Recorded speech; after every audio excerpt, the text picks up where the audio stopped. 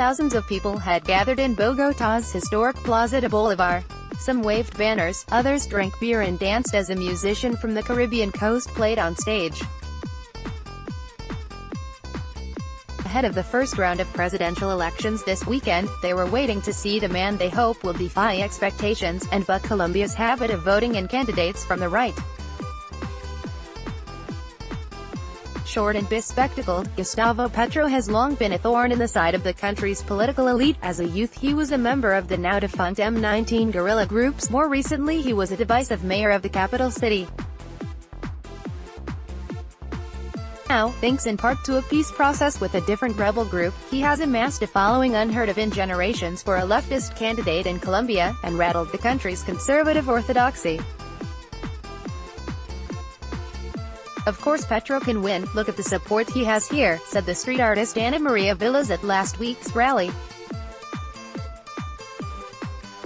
It's the first time in my life I've seen a leftist candidate come this far. It's the first time I've been excited for a candidate. Recent polls put Petro second, behind the right-wing hardliner Ivan Duque, and suggest he will survive the first round of elections on Sunday. Three other candidates sit between Petro and Duque on the political spectrum, though all are flagging far behind in the polls. Assuming no candidate receives more than half the vote, the 17th of June runoff between the two top contenders will decide the presidency. The enthusiasm Petro provokes among his supporters seems at odds with his bookish persona. Campaign rallies resemble sociology seminars, with meandering speeches that eschew sound bites in place of historical analysis. This is a unique opportunity for citizens to reach social justice and true peace, he said in a rare moment of brevity from the stage at last week's rally. He went on to invoke two celebrated figures of the Colombian left, Jorge Eliécer Gaitán and Luis Carlos Galán, both of whom were presidential candidates assassinated at the height of their popularity. Symbolically, Petro gave his speech in front of Colombia's Palace of Justice, a building M19 rebels stormed in 1985 with disastrous consequences. A subsequent army attempt to recapture the building led to the deaths of at least 100 people, many of whom were murdered by soldiers after they were captured.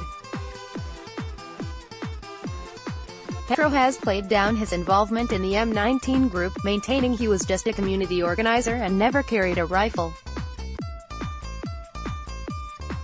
But many draw parallels between the group's transformation from armed group to political party and the current peace process with the Revolutionary Armed Forces of Colombia, FARC.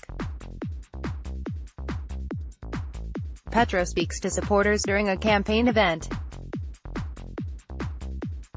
Photographed Stringer, Reuters. The FARC laid down their weapons last June, formally ending 5 decades of war that left 220,000 dead and 7 million displaced, as part of a peace deal so controversial it initially failed to pass a public referendum in October 2016.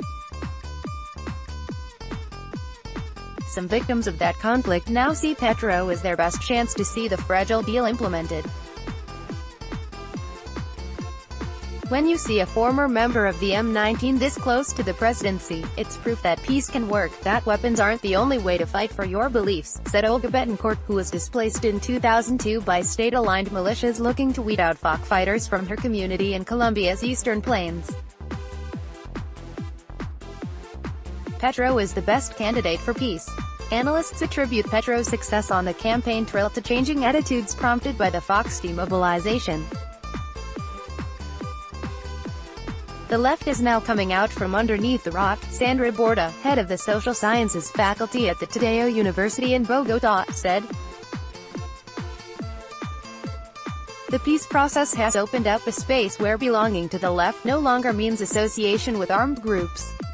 Petro's rise would have been unthinkable even a year ago, Borda said.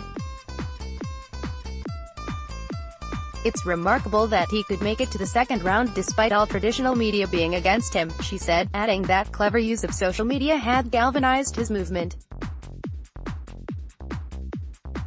Petro's supporters say his grassroots popularity represents a break from the traditional political machinery that often depends on food parcels and other handouts to win votes. I am campaigning without the machinery and I wouldn't have the support I do if I had it, Petro recently told reporters. The center-right candidate German Vargas Lleras of the Radical Change Party, who a year ago was thought to be a shoo-in for the presidency, was accused by local residents of bringing in supporters from outside Bogotá to attend his final rally. Meanwhile, images recently circulated on social media showed a ticket system to claim a free lunch at one of Duque's rallies. Despite his popularity, particularly with young voters, Petro has faced fierce criticism. He is often seen as high-handed and aloof and was unable to forge bipartisan deals while mayor of Bogotá.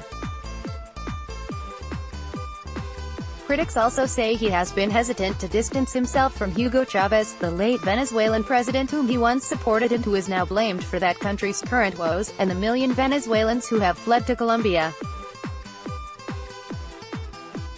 In March, Petro's motorcade was attacked on its way to a campaign event in Cúcuta, a city near the Venezuelan border, amid rumors of an assassination plot. The threat of political violence still worries many of his supporters. "That's my greatest fear, that they will kill him," said Villas. "And my greatest hope is that they don't."